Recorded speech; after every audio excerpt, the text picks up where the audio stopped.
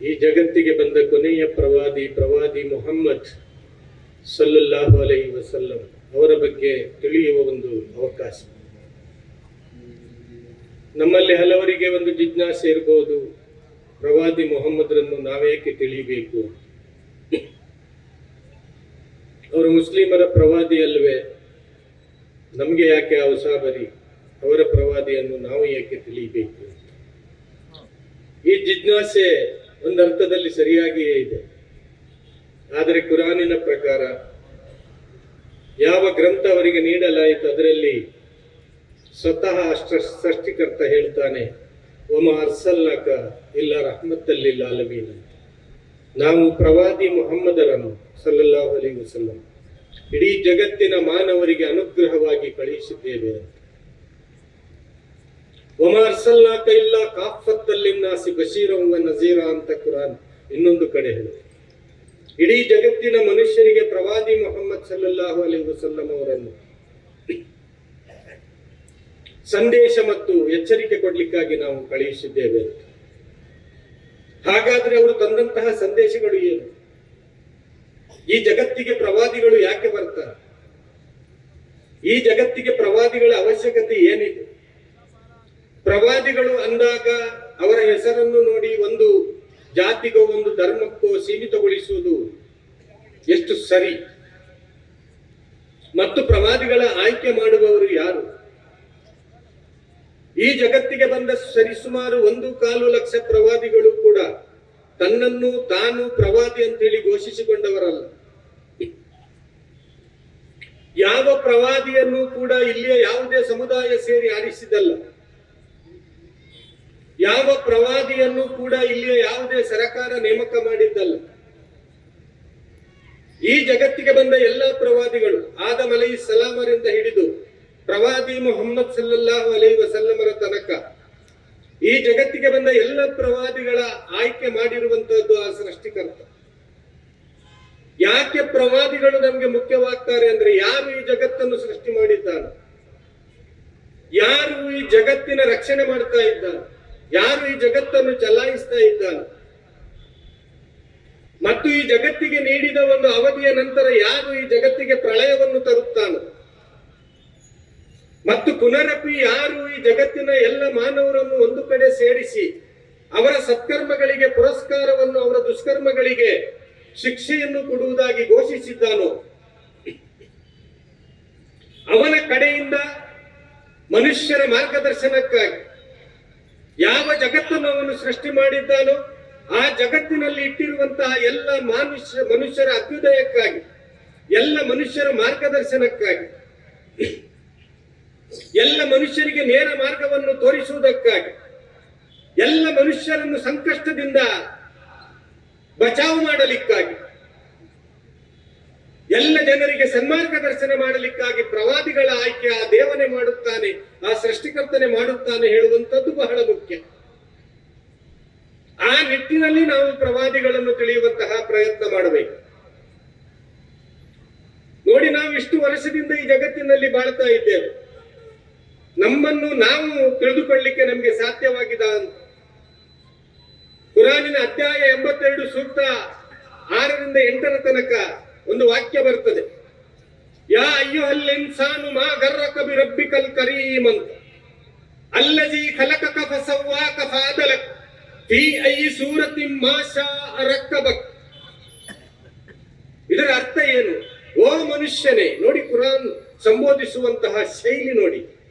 ಅಂದ್ರೆ ಇದರ ಅರ್ಥ ಏನು ಅಂದ್ರೆ, ಈ ಗ್ರಂಥ ಅದು ಎಲ್ಲ ಮನುಷ್ಯರಿಗಾಗಿ ಬಂದಿದೆ ಹೇಳುವಂಥದ್ದು. ಈ ಗ್ರಂಥದ ಮೇಲೆ ಎಲ್ಲ ಮನುಷ್ಯರ ಹಕ್ಕು ಇದೆ ಹೇಳುವಂಥದ್ದು. ಈ ಗ್ರಂಥ ಈ ಜಗತ್ತಿನ ಮನುಷ್ಯರ ಕುರಿತು ಮಾತನಾಡುತ್ತದೆ ಅಂತ. ಓ ಮನುಷ್ಯರೇ, ಆ ನಿನ್ನ ಸೃಷ್ಟಿಕರ್ತನಿಂದ ನಿನಗೆ ಅಗೋಚರಕ್ಕೆ ತಳ್ಳಿದಂತಹ ವಸ್ತು ಯಾವುದು? ಅವನನ್ನು ಅರಿಯುವುದರಿಂದ ನಿನ್ನನ್ನು ತಡೆದಂತಹ ವಸ್ತು ಯಾವುದು? ಯಾಕೆ ಅವನು ನಿನ್ನ ಸೃಷ್ಟಿಕರ್ತ ಅಂತ ನಿನಗೆ ಅರಿಲಿಕ್ಕೆ ಸಾಧ್ಯವಾಗಲಿಲ್ಲ? ಯಾಕೆ ಅವನ ಕಾರಣದಿಂದಲೇ ನೀನು ಈ ಜಗತ್ತಿಗೆ ಪಾದಾರ್ಪಣೆ ಮಾಡಿದ್ದಿ ಹೇಳುವಂತಹ ಸತ್ಯ ನಿನಗೆ ಯಾಕೆ ಮನವರಿಕೆ ಆಗಲಿಲ್ಲ? ಇಲ್ಲಿಯ ಪ್ರತಿಯೊಂದು ನಿಮಿಷ, ಪ್ರತಿಯೊಂದು ಸೆಕೆಂಡು ಕೂಡ ಅವನ ಅನುಗ್ರಹದ ಮೂಲಕ ಮಾತ್ರ ನೀನು ಜೀವಿಸ್ತಾ ಇದ್ದಿ ಹೇಳುವಂತಹ ಆ ವಾಸ್ತವಿಕತೆಯ ಅರ್ಥ ನಿನಗೆ ಯಾಕೆ ಆಗ್ಲಿಲ್ಲ? ಯಾಕೆ ಇಲ್ಲಿ ಎಲ್ಲರಿಗೂ ಕೂಡ ಮರಣ ಬರ್ತದೆ, ಮರಣದ ನಂತರ ಎಲ್ಲಿ ಹೋಗ್ತಾ ಇದ್ದಾರೆ ಹೇಳುವಂತಹ ಆ ಸತ್ಯ ಮತ್ತು ಅಗೋಚರವಾದಂತಹ ಆ ಸತ್ಯ ಅದು ತಿಳಿಲಿಕ್ಕೆ ಯಾಕೆ ಸಾಧ್ಯ ಆಗಲಿಲ್ಲ? ಯಾ ಅಯ್ಯುಹಲ್ ಇನ್ಸಾನು ಮಾ ಗರ್ರಕ ಬಿರಬ್ಬಿಕಲ್ ಕರೀಂ. ಅವನು ಪರಮ ದಯಾಮನು, ಅವನು ಕರುಣಾನಿಧಿ. ಆ ಪ್ರಭುವಿನ ಬಗ್ಗೆ ನಿನ್ನನ್ನು ಅನಾಸ್ಥೆಗೆ ಒಳಪಡಿಸಿದಂತಹ ವಸ್ತು ಯಾವುದು ಮನುಷ್ಯನೇ? ನಿನ್ನನ್ನು ಅನಾಸ್ಥೆಗೆ ಒಳಪಡಿಸಿದಂತಹ ವಸ್ತು ಯಾವುದು? ಅಲ್ಲಜಿ ಖಲಕಕ ಫಸವ್ವಾ. ಅವನು ನಿನ್ನನ್ನು ಸೃಷ್ಟಿಸಿದನು. ಇಲ್ಲಿಯ ಪ್ರತಿಯೊಬ್ಬ ಮನುಷ್ಯನನ್ನು ಸೃಷ್ಟಿ ಮಾಡಿದ್ದು ಅವ. ಮನುಷ್ಯನ ಬಗ್ಗೆ ಕುರಾನ್ ಹೇಳ್ತದೆ, ಮನುಷ್ಯನ ಉದಯ ತಂದೆಯ ಬೆನ್ನ ಹಿಂದಿನ ಮೂಳೆಯಿಂದ ಆಗ್ತದೆ ಅಂತ. ಗಂಡಸಿನ ಬೆನ್ನ ಹಿಂದಿನ ಮೂಳೆಯಿಂದ ಮತ್ತು ಪಕ್ಕೆಲುಬಿನ ನಡುವಿನಿಂದ ಹೊರಡುವಂತಹ ಒಂದು ನೀರಿನ ಕಣ, ಆ ಕಣ ಅದು ತಾಯಿಯ ಗರ್ಭಾಶಯವನ್ನು ಸೇರುತ್ತದೆ. ಆ ಗರ್ಭಾಶಯವನ್ನು ಸೇರಿದ ನೀರಿನ ಕಣ ಅದು ರಕ್ತದ ಪಿಂಡವಾಗಿ ಮಾಂಸದ ಮುದ್ದೆ ಆಗಿ ಅದಕ್ಕೆ ಎಲುಬುಗಳನ್ನು ಜೋಡಿಸಲಾಗ್ತದೆ. ತದನಂತರ ಅದಕ್ಕೆ ಒಂದು ಹೊದಿಕೆಯನ್ನು ಹೊದಿಸಲಾಗ್ತದೆ. ಒಂದು ಮನುಷ್ಯನ ರೂಪ ಅಲ್ಲಿ ಅಸ್ತಿತ್ವಕ್ಕೆ ಬರ್ತದೆ. ಅದೇ ರೀತಿಯಲ್ಲಿ ಆ ಮನುಷ್ಯನಲ್ಲಿ ಆತ್ಮವನ್ನು ಊದಲಾಗ್ತದೆ. ಆತ್ಮ ಊದುವ ತನಕ ಅದು ವೈಬ್ರೇಟ್ ಇರುವುದಿಲ್ಲ. ಅದು ಒಂದು ಮಾಂಸದ ಮುದ್ದೆ ಮಾತ್ರ, ಅದು ಎಲುಬಿನ ಒಂದು ಗೂಡು ಮಾತ್ರ. ಅದು ಯಾವಾಗ ಅದರಲ್ಲಿ ಆತ್ಮವನ್ನು ಊದಲಾಗ್ತದೋ ಆವಾಗ ಅದರಲ್ಲಿ ವೈಬ್ರೇಟ್ ಶುರುವಾಗ್ತದೆ. ಸುಮಾರು 4 ತಿಂಗಳ ನಂತರ. ಅಂದ್ರೆ ನಮ್ಗೆ ಯೋಚಿಸ್ಲಿಕ್ಕೆ ಸಾಧ್ಯವಾಗಿದೆಯೋ, ನನ್ನ ತಾಯಿಯ ಹೊಟ್ಟೆಯಲ್ಲಿ ಈ ಆಕೃತಿಯನ್ನು ಕೊಟ್ಟು ಅಲ್ಲಿ ಸಂರಕ್ಷಿಸಿ ಈ ಜಗತ್ತಿಗೆ ಪಾದಾರ್ಪಣೆ ಮಾಡಿದವನು ಯಾರು ಅಂತ.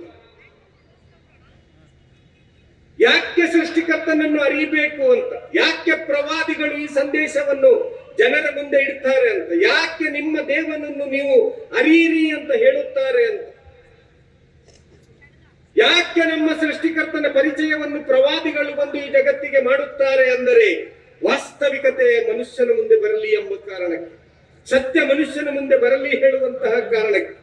ನಾನು ಕಾಣುತ್ತಿರುವಂತಹ ಈ ಕಣ್ಣುಗಳು, ನಾನು ಕೇಳುತ್ತಿರುವಂತಹ ಈ ಕಿವಿಗಳು, ನಾನು ಈ ಜಗತ್ತಿನೊಂದಿಗೆ ಸಂಭಾಷಣೆ ನಡೆಸುವಂತಹ ಈ ನಾಲಿಗೆಗಳು, ನಾನು ಈ ಭೂಮಿಯ ಮೇಲೆ ನಡೆಯುತ್ತಿರುವಂತಹ ಈ ಕೈಗಳು, ಕಾಲುಗಳು, ದುಡಿಯುತ್ತಿರುವಂತಹ ಕೈಗಳು, ಇದೆಲ್ಲ ಸೃಷ್ಟಿಯಾದದ್ದು ತಾಯಿಯ ಗರ್ಭ ಹೇಳುವಂತ ಒಂದು ಕಾರ್ಗತ್ತಲ ಕಾರ್ಖಾನೆಯಲ್ಲಿ. ಒಂದು ಕಾರ್ಗತ್ತಲ ಕಾರ್ಖಾನೆ, ಅಲ್ಲಿ ಯಾವುದೇ ಬೆಳಕಿಲ್ಲ, ಅಲ್ಲಿ ತಂದೆಯ ಕಾರಸ್ಥಾನಕ್ಕೆ ಯಾವುದೇ ಅವಕಾಶ ಇಲ್ಲ, ತಾಯಿಯ ಹಸ್ತಕ್ಷೇಪಕ್ಕೆ ಅಲ್ಲಿ ಯಾವುದೇ ಅನುವು ಇಲ್ಲ, ತಂದೆ ತಾಯಿಯ ಯಾವ ಪಾತ್ರ ಇಲ್ಲ ಅಲ್ಲಿ. ಅದು ಗಂಡಾಗಬೇಕೋ ಅವರಿಗೆ ಗಂಡು, ಅದು ಹೆಣ್ಣಾಗಬೇಕೋ ಅವರಿಗೆ ಹೆಣ್ಣು, ಯಾರಿಗೆ ಗಂಡು ಮತ್ತು ಹೆಣ್ಣು ಕೊಡಬೇಕು ಅವರಿಗೆ ಗಂಡು ಮತ್ತು ಹೆಣ್ಣು, ಯಾರಿಗೆ ಏನು ಕೊಡುವುದಿಲ್ಲ ಅಂತ ಹೇಳಿ ನಾವು ನಿರ್ಧಾರ ಮಾಡಿದ್ರೆ ಅದು ಮನುಷ್ಯ ಜಗತ್ತಿಗೆ ಸಾಧ್ಯ ಇಲ್ಲ ಅಂತ ಕುರಾನಿನ ವಾಕ್ಯ ತಿಳಿಸ್ತದೆ. ಅಲ್ಲಾಹು ಅಕ್ಬರ್. 9 ತಿಂಗಳು ಇಟ್ಟವನು ಯಾರು? ತಾಯಿಯ ಗರ್ಭದಲ್ಲಿ. ಯಾರು ನಮ್ಮನ್ನು ಸೃಷ್ಟಿ ಮಾಡಿದವನು? ಯಾರು ಉಣಿಸಿದವನು? ಯಾರು ಕುಡಿಸಿದವನು? ಯಾರು ಆತ್ಮವನ್ನು ಊದಿದವನು? ಅವನು ನಿನ್ನನ್ನು ಸೃಷ್ಟಿಸಿದನು. ಮಿನ್ ನುತ್ಫತಿನ್ ಖಲಕ, ವೀರ್ಯದ ಒಂದು ಬಿಂದುವಿನಿಂದ, ಒಂದು ಕಣವೂ ಅಲ್ಲ, ಒಂದು ಬಿಂದುವಿನಿಂದ ನಿನ್ನನ್ನು ಅವನು ಸೃಷ್ಟಿಸಿದನು. 9 ತಿಂಗಳ ಕಾಲ ಅದಕ್ಕೆ ಪಡೆಯಲಾಯಿತು. ನಿನ್ನನ್ನೊಂದು ಮನುಷ್ಯ ರೂಪ ಕೊಟ್ಟು ಅಲ್ಲಿಂದ ಫಸವ್ವಾಕ, ನಿನ್ನನ್ನು ನಖಶಿಖಾಂತ ಸರಿಪಡಿಸಿದನು. ಆ 9 ತಿಂಗಳಲ್ಲಿ ಸೃಷ್ಟಿಸಿದಂತಹ ಈ ಎಲುಬುಗಳ ಜೋಡಣೆಯಲ್ಲಿ 360 ಜಾಯಿಂಟ್ಸ್ಗಳಿವೆ. ನನ್ನ ಸಹೋದರ ಸಹೋದರಿಯರು, 360 ಜಾಯಿಂಟ್ಸ್ಗಳಿವೆ ನಮ್ಮ ಎಲುಬುಗಳಲ್ಲಿ. ನಾವು ಏನು ಫಂಕ್ಷನಿಂಗ್ ಮಾಡ್ತೇವೆ, ತಲೆಯ, ಕುತ್ತಿಗೆಯ, ಸೊಂಟದ, ಕಾಲಿನ, ಕೈಯ ಯಾವ ಫಂಕ್ಷನಿಂಗ್ ಮಾಡ್ತೇವೆ, ಆ ಕಾರ್ಗತ್ತಲಲ್ಲಿ 9 ತಿಂಗಳು ಬೆಳೆದಂತಹ ಮಗುವಿಗೆ ಇಡೀ ಜೀವನ ಪೂರ್ತಿಯಾಗಿ ಜೀವನ ನಡೆಸಲಿಕ್ಕೆ ಬೇಕಾಗಿ 360 ಜಾಯಿಂಟ್ಸ್ಗಳನ್ನು ಅದರಲ್ಲಿ ಇಡಲಾಗಿದೆ. 62,000 ಮೈಲುಗಳಷ್ಟು ಉದ್ದದ ನರ ವ್ಯವಸ್ಥೆ ಇದೆ ಈ ಮನುಷ್ಯ ದೇಹದಲ್ಲಿ. 62,000 ಮೈಲುಗಳು ಅಂದರೆ ಸರಿ ಸುಮಾರು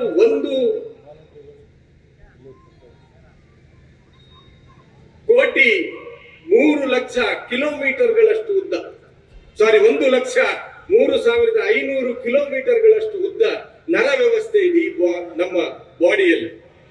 5 ಫೀಟಿನ ಒಂದು ಕರಳು, 12 ಫೀಟಿನ 22 ಫೀಟಿನ ಒಂದು ಕರಳು, ಒಟ್ಟು 27 ಫೀಟು ಕರುಳಿನ ವ್ಯವಸ್ಥೆ ಇದೆ ನಮ್ಮ ಹೊಟ್ಟೆಯಲ್ಲಿ. ನಾವು ತಿಂದ ಆಹಾರ ಜೀರ್ಣವಾಗುವುದಕ್ಕೆ, ಅದು ಪಚನ ಆಗುವುದಕ್ಕೆ, ಅದು ಮತ್ತು ನಮ್ಮ ದೇಹಕ್ಕೆ ಸಂಪೂರ್ಣವಾಗಿ ಸೇರಿಕೊಳ್ಳುವುದಕ್ಕೆ, ಯಾರಿಗೆ ಕೆಂಪು ರಕ್ತ ಕಣ, ಯಾರಿಗೆ ಬಿಳಿ ರಕ್ತ ಕಣಗಳು, ಯಾರಿಗೆ ಮೂತ್ರ, ಯಾರಿಗೆ ಏನು ಬೇಡ ಅದೆಲ್ಲ ಹೊರಗೆ ಹೋಗುವಂತಹ ವ್ಯವಸ್ಥೆ, ಈ ಸಂಪೂರ್ಣ ಈ ಹೊಟ್ಟೆಯ ವ್ಯೂಹವನ್ನು ಸೃಷ್ಟಿಸಿದವನು ಅವನೇ ಆಗಿದ್ದಾನೆ. 18 ವಾರಗಳಲ್ಲಿ ಆ ಮಗುವಿಗೆ ಕೇಳುವ ಶಕ್ತಿಯನ್ನು ಕೊಟ್ಟವನು, 27 ವಾರಗಳಲ್ಲಿ ನೋಡುವ ಶಕ್ತಿಯನ್ನು ಕೊಟ್ಟವನು, 140 ಲೀಟರ್ ಫಿಲ್ಟರ್ ಪ್ರತಿದಿನ ರಕ್ತ ಪ್ಯೂರಿಫೈ ಮಾಡುವವನು, ಫಿಲ್ಟರ್ ಮಾಡುವವನು. 140 ಲೀಟರ್ ಪ್ರತಿದಿನ ರಕ್ತ ನಮ್ದು ಫಿಲ್ಟರ್ ಆಗ್ತದೆ. ಅದೇ ರೀತಿಯಲ್ಲಿ 11,000 ಲೀಟರ್ ಗಾಳಿ ಉಸಿರಾಡ್ತೇವೆ ಒಂದು ದಿವಸಕ್ಕೆ ನಾವು. 11,000 ಲೀಟರ್ ಗಾಳಿ, 86,400 ಬಾರಿ ನಮ್ಮ ಹಾರ್ಟ್ ಬಡಿಯುತ್ತದೆ. ಎಷ್ಟು ಬಾರಿ? ಒಂದು ದಿವಸಕ್ಕೆ 86,400 ಬಾರಿ ಬಡಿಯುತ್ತದೆ. ಒಬ್ರು ಹೇಳಿದ್ರು, ನಿಮ್ಮ ವಿಡಿಯೋ ನೋಡಿ ನಾನು ಆಶ್ಚರ್ಯಪಟ್ಟೆ.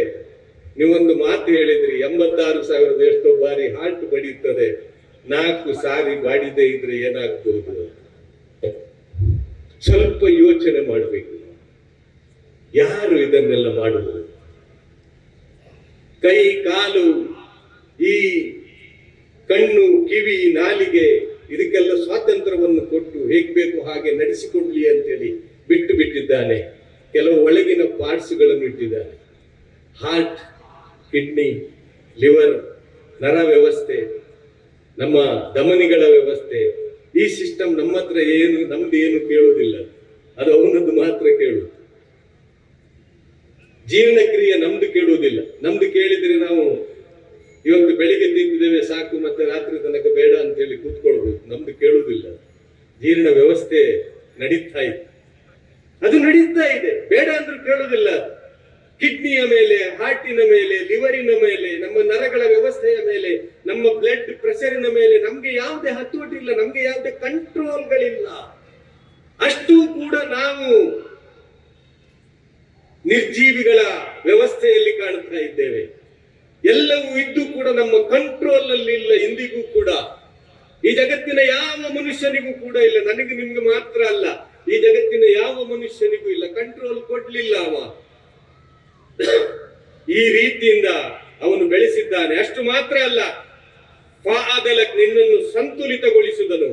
ಇನ್ನರ್ ಪಾರ್ಟ್, ಔಟರ್ ಪಾರ್ಟ್ ಕೊಟ್ಟು ನಿನ್ನ ಫುಡ್ ಡಯಟ್ ಮಾಡುವಂಥದ್ದು, ನಿನ್ನ ಫುಡ್ ಜೀರ್ಣ ಮಾಡುವಂತ ಕೆಲಸ ನಮಗೆ ಇಲ್ಲ. ಜೀರ್ಣ ಮಾಡುವಂತ ಕೆಲಸ ಅವ ಮಾಡ್ತಾ ಇದ್ದಾನೆ. ನಾನು ತಿಂದದ್ದು ನಾನು ಜೀರ್ಣ ಮಾಡಬೇಕಾಗಿ ಇಲ್ಲ. ಜೀರ್ಣ ಮಾಡುವುದು ಮಾತ್ರ ಅಲ್ಲ, ಎಲ್ಲಿಗೆ ಬೇಕು ಅಲ್ಲಿಗೆಲ್ಲ ಕಳಿಸಲಾಗ್ತದೆ. ಅದರಲ್ಲಿ ವಿಟಮಿನ್ಸ್ ಬೇರೆ ಆಗ್ತದೆ, ಮಿನರಲ್ಸ್ ಬೇರೆ ಆಗ್ತದೆ, ವೈಟ್ ಬ್ಲಡ್ ಸೆಲ್ ಬೇರೆ ಆಗ್ತದೆ, ರೆಡ್ ಬ್ಲಡ್ ಸೆಲ್ ಬೇರೆ ಆಗ್ತದೆ, ಮೂತ್ರ ಬೇರೆ ಆಗ್ತದೆ, ಪಾಯ್ಖಾನೆ ಬೇರೆ ಆಗ್ತದೆ. ಎಲ್ಲ ಬೆಳಿಗ್ಗೆ ರೆಡಿಯಾಗಿ ಯಾವುದು ಬೇಕು ಅದೆಲ್ಲ ದೇಹಕ್ಕೆ ಹೋಗ್ತದೆ. ಬೆಳಿಗ್ಗೆ ಮತ್ತೆ ಶಕ್ತಿವಂತರಾಗ್ತೇವೆ. ಬೇಡದಿದ್ದದೆಲ್ಲ ಹೊರಗಾಗ್ತೇವೆ, ಪುನಃ ಒಂದು ಹೊಸ ವ್ಯವಸ್ಥೆಗೆ ನಾವು ಒಳಗಾಗ್ತೇವೆ. ಇದನ್ನೆಲ್ಲ ಯಾರು ಮಾಡಿದ್ರು? ದೇವರು ಅಂದ್ರೆ ಯಾರು? ಮನುಷ್ಯರು ಸೃಷ್ಟಿಸಿಕೊಂಡದ್ದು ದೇವರಾಗುವುದಕ್ಕೆ ಖಂಡಿತ ಸಾಧ್ಯ ಇಲ್ಲ. ನಮ್ಮನ್ನು ಸೃಷ್ಟಿಸಿದವನು, ಜಗತ್ತನ್ನು ಸೃಷ್ಟಿಸಿದವನು ಮಾತ್ರ ದೇವನು. ಅವನನ್ನೇ ಇಸ್ಲಾಂ ಹೇಳ್ತದೆ ಅಲ್ಲಾಹ್ ಅಂತ. ಅವನನ್ನೇ ಹಿಂದೂ ಸಹೋದರರು ಹೇಳುವಂತದ್ದು ಭಗವಂತ ಅಂತ. ಅವನನ್ನೇ ಹೇಳುವುದು ಪರಮಾತ್ಮ ಅಂತ. ಎಲ್ಲ ಆತ್ಮಗಳ ಹತೋಟಿ ಅವನಲ್ಲಿದೆ, ಅದಕ್ಕೆ ಅವನು ಪರಮಾತ್ಮ, ಅವನು ಪರಮ. ಯಾಕೆ ಈ ದೇವನನ್ನು ಅರಿಯಲಿಕ್ಕೆ ನಮಗೆ ಸಾಧ್ಯವಾಗಲಿಲ್ಲ? ಭೂಮಿಯ ಮೇಲೆ ಯಾಕೆ ದೇವರನ್ನು ಸೃಷ್ಟಿ ಮಾಡಿಕೊಂಡಿದ್ದೇವೆ? ದೇವರೇ ಒಬ್ಬನೇ ಹೇಳುವಂತಹ ಸತ್ಯ ನಮಗೆಲ್ಲರಿಗೂ ಕೂಡ ಗೊತ್ತುಂಟು. ನಾವೆಲ್ಲರೂ ಕೂಡ ಹೇಳ್ತೇವೆ ದೇವರು ಒಬ್ಬನೇ ಅಂತ. ಅಂದ್ರೆ ಆಚಾರದಲ್ಲಿ ಬರ್ತಾ ಇಲ್ಲ. ಯಾಕೆ ಅಂದ್ರೆ ಅವನ ಶಕ್ತಿ, ಅವನ ಸಾಮರ್ಥ್ಯ, ಅವನ ವೈಶಿಷ್ಟ್ಯ, ಅದರ ಅರಿವು ನಮಗೆ ಇಲ್ಲದೆ ಹೋಯಿತು. ಒಂದು ರೂಪದಂತೆ ಇನ್ನೊಂದು ರೂಪ ಇಲ್ಲ. ಈ ಜಗತ್ತಿನಲ್ಲಿ 800 ಕೋಟಿ ಜನ ಇವತ್ತು ನಾವು ಈ ಜಗತ್ತಿನ ಈ ಭೂಮಿಯ ಮೇಲೆ ವಾಸ ಮಾಡ್ತಾ ಇದ್ದೇವೆ.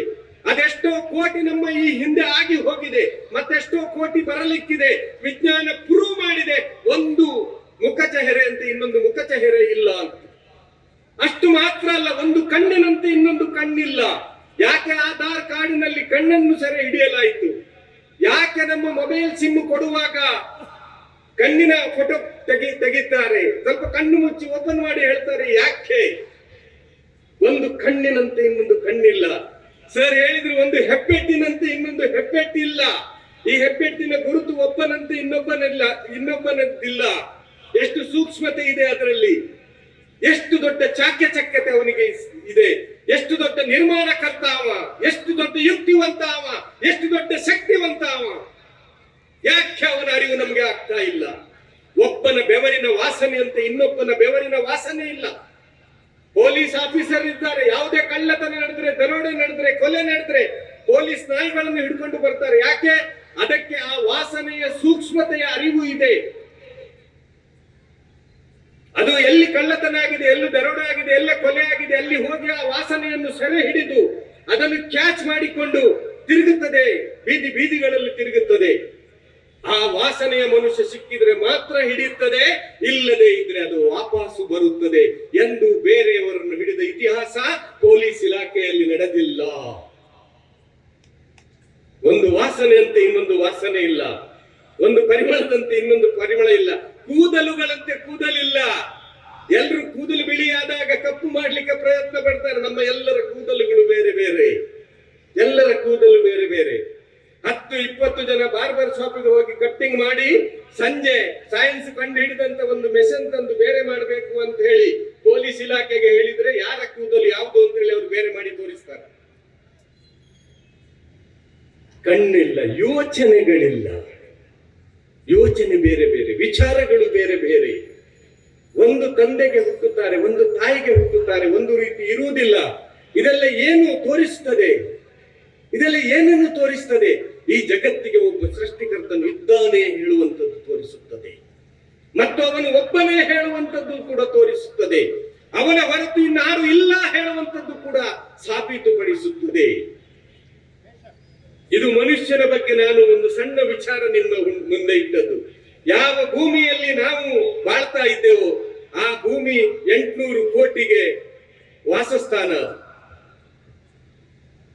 ಭೂಮಿ ಮಾತ್ರ ಅಲ್ಲ ಸೃಷ್ಟಿಯಾಗಿರುವುದು, ಅದು ಸೃಷ್ಟಿಯಾದದ್ದು ಮಾತ್ರ ಅಲ್ಲ, ಅದು ಒಂದು ದೊಡ್ಡ ಸ್ಫೋಟ ಆಯ್ತು, ಅದೊಂದು ಸಿಡಿದು ಹೋಯ್ತು ಅಂದ್ರೆ ಒಪ್ಪಬಹುದಿತ್ತು. ಯಾವಾಗ ಅಂದ್ರೆ ಭೂಮಿ ನಿಂತುಕೊಂಡಿದ್ರೆ ಒಪ್ಪಬಹುದಿತ್ತು. ಆದ್ರೆ ಭೂಮಿ ತಿರುಗುತ್ತಾ ಇದೆ. ಭೂಮಿ ತಿರುಗುವುದಿಲ್ಲ ಅಂದ್ರೆ ಹಗಲು ರಾತ್ರಿ ಆಗುವುದಕ್ಕೆ ಸಾಧ್ಯ ಇಲ್ಲ. ಭೂಮಿ ತಿರುಗುವ ಕಾರಣ ರಾತ್ರಿ ಹಗಲು ಆಗ್ತದೆ.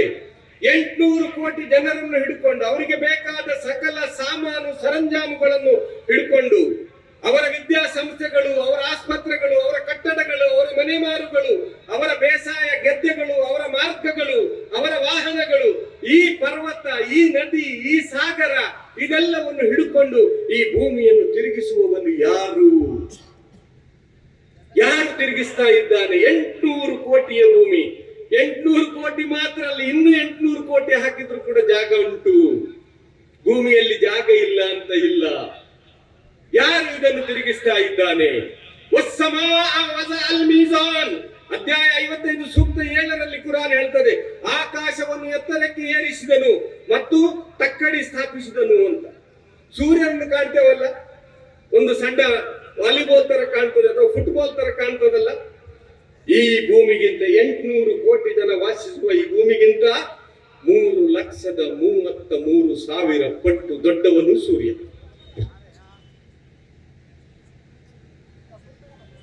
3,33,000 ಪಟ್ಟು ದೊಡ್ಡವನು ಸೂರ್ಯ.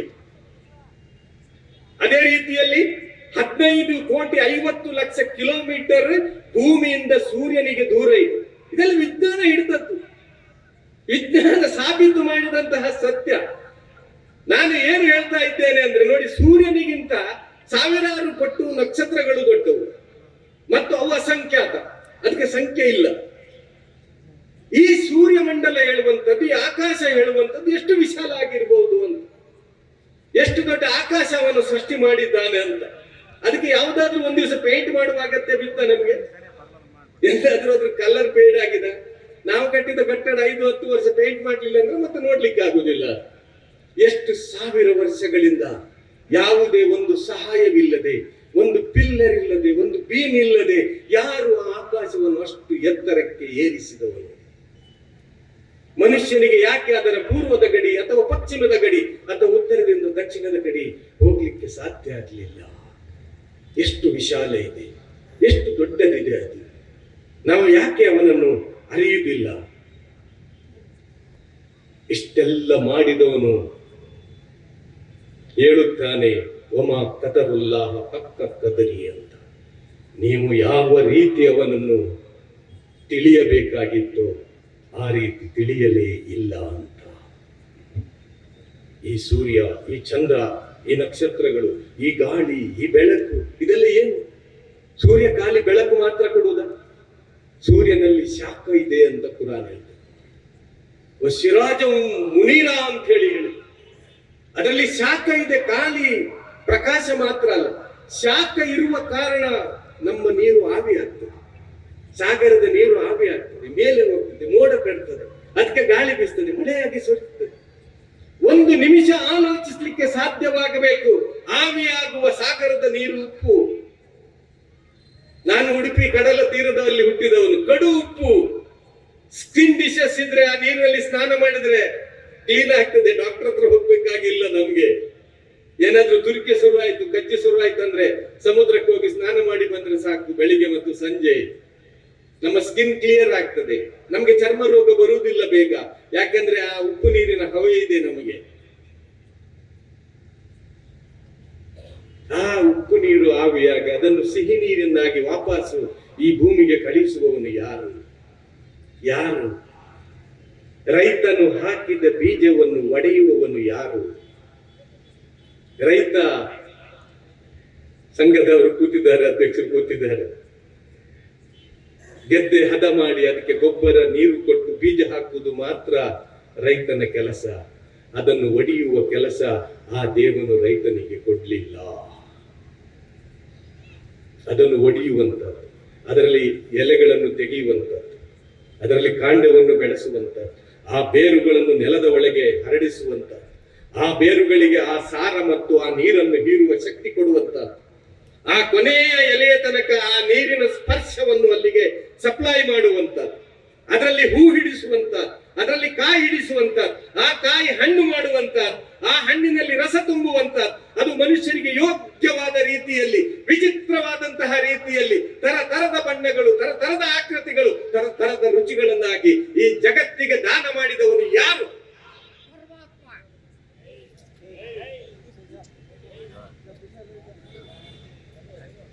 ರೈತ ಬಿತ್ತಿದ ಒಂದು ಬೀಜಕ್ಕೆ ಒಂದು ಫಲ ಸಿಕ್ಕಿದ್ರೆ ನಮ್ಗೆ ಬದುಕಲಿಕ್ಕೆ ಸಾಧ್ಯ ಇತ್ತ?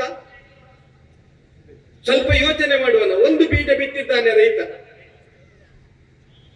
ಆ ಒಂದು ಬೀಜಕ್ಕೆ ಒಂದು ಫಲ ಸಿಕ್ಕಿದ್ರೆ ಸಾಧ್ಯ ಇತ್ತ? ಒಂದು ಬೀಜಕ್ಕೆ 16 ತೆನೆಗಳು, ಒಂದು ತೆನೆಯಲ್ಲಿ 106 ಕಾಳುಗಳು. ಯಾರು ಇದನ್ನು ಕೊಟ್ಟವರು? ಯಾರ ಚಮತ್ಕಾರ ಇದು? ಯಾರ ಕೊಡುಗೆ ಇದು? ಯಾಕೆ ನಮಗೆ ಅರ್ಥ ಆಗ್ತಾ ಇಲ್ಲ? ಒಂದಲ್ಲ, ಎರಡಲ್ಲ, 10 ಅಲ್ಲ, 100 ಅಲ್ಲ, ಸಾವಿರಾರು ಇಂತಹ ವಿಷಯಗಳನ್ನು ಮುಂದೆ ಇಡಬಹುದು. ಆದ್ರೆ ಸಮಯದ ಅವಕಾಶ ಇಲ್ಲ. ಅದಕ್ಕೆ ನಾನು ಕೇವಲ ತಿಳಿಲಿಕ್ಕಾಗಿ ಮಾತ್ರ ಈ ವಿಷಯವನ್ನು ನಿಮಗೆ ಹೇಳ್ತಾ ಹೋಗ್ತಾ ಇದ್ದೇನೆ.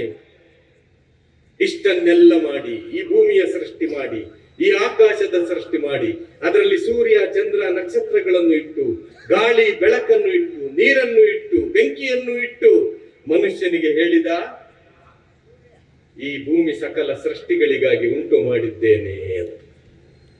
ಈ ಭೂಮಿ ಸಕಲ ಸೃಷ್ಟಿಗಳಿಗಾಗಿ ಉಂಟು ಮಾಡಿದ್ದೇನೆ. ಅಧ್ಯಾಯ 55 ಸೂಕ್ತ 10. ವಲ್ ಅರ್ಜ ವಜಾಹಲ್ ಅನಾಮ.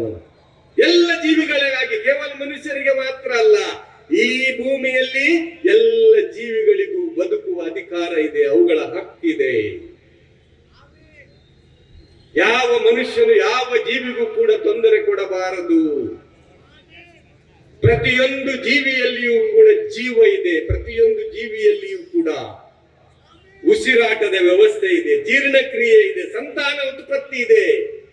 ಅದು ಒಂದು ಸಣ್ಣ ಇರುವೆಯಾದರೂ ಅಷ್ಟೇ. ಪ್ರವಾದಿಗಳು ಹೇಳುತ್ತಾರೆ, ಎಲ್ಲ ಜೀವಿಗಳನ್ನು ಗೌರವಿಸಿ ಅಂತ. ಇರುವೆಗಳಿಗೆ ಬೆಂಕಿ ಇಡಬೇಡಿ, ಅವನ್ನು ಸಾಯಿಸಬೇಡಿ. ಮರಿ ಹಕ್ಕಿಯನ್ನು ತಾಯಿ ಹಕ್ಕಿನಿಂದ ದೂರ ಮಾಡಬೇಡಿ. ಯಾರದ್ದೇ ಗೆದ್ದೆ ಬೇಸಾಯಕ್ಕೆ ಹಾನಿ ಮಾಡಬೇಡಿ. ಯಾವುದಾದರೂ ಗೆಲ್ಲು ನಿಮಗೆ ಸಮಸ್ಯೆ ಉಂಟು ಮಾಡುವುದಿಲ್ಲ ಹೇಳಿ, ಆದ್ರೆ ಯಾವುದೇ ಮರದ ಗೆಲ್ಲನ್ನು ಕಡಿಯಬೇಡಿ. ನಾಳೆ ಪ್ರಳಯ ಅಂತ ನಿಮ್ಗೆ ಗೊತ್ತಿದ್ರು ಕೂಡ ಇವತ್ತೊಂದು ನಿಮ್ಮ ಕೈಯಲ್ಲಿ ಗಿಡ ಇದ್ರೆ ಅದನ್ನು ನೆಟ್ಟು ಬಿಡಿ. ಪ್ರಕೃತಿ ಸಂರಕ್ಷಿಸಿ, ಅದು ನಮಗೆ ನೀಡಿದ ಕೊಡುಗೆ. ಅದು ಸಕಲ ಸೃಷ್ಟಿಗಳಿಗಾಗಿ ಉಂಟು ಮಾಡಿದನು. ಹೂವಲ್ಲದಿ ಕಲಕಲಕುಂ ಮಾಫಿಲ್ ಆರ್ದಿ ಜಮೀಆ, ಭೂಮಿಯಲ್ಲಿರುವುದನ್ನು ನಿಮಗಾಗಿ ಸೃಷ್ಟಿ ಮಾಡಿದವನು ಅವನೇ.